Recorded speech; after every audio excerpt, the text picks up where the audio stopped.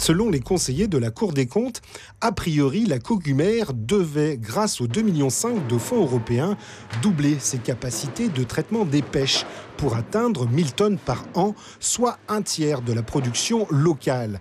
A posteriori, pour les conseillers, je cite, cet investissement s'est révélé disproportionné par rapport à la fragile assise financière de la société. On se sent stigmatisé, surtout quand on nous dit que notre usine est disproportionnée. Mais ce qu'on a toujours l'habitude de faire en Guyane, c'est de faire des bâtiments et 10 ans après de vouloir l'agrandir. Nous avons construit pour 30 ans au moins et on sait qu'avec l'augmentation de la population de la Guyane, l'export que l'on fait, parce que Cogumer exporte 70% de sa production, nous visons le marché européen et le marché des Antilles et autres. Donc pour nous, non, il ne s'est pas disproportionné. Dans ses observations, la Cour note aussi que l'année de la subvention, les 2 dirigeants de l'entreprise se sont augmentés de 30%. Là aussi, à en croire les patrons, il faut rectifier. En 2015, la dernière année où on a fait des bénéfices, tout le monde a eu des primes, y compris les dirigeants.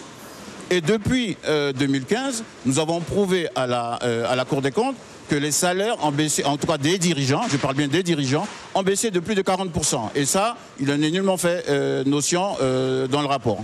Enfin, le rapport mentionne qu'au total, la puissance publique aura fourni plus de capitaux que les actionnaires et les banques, sans pouvoir peser sur la structuration du secteur, ni s'assurer que les retombées économiques attendues sont atteintes. Aujourd'hui, on veut faire porter à la Cogumer le fait que la filière pêche en Guyane ne se porte pas bien, mais je pense que c'est se défausser.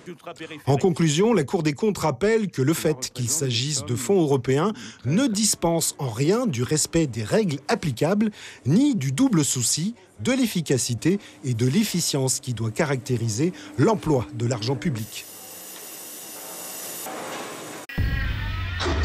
Suivez l'info sur Guyana Première, télé, radio et Internet.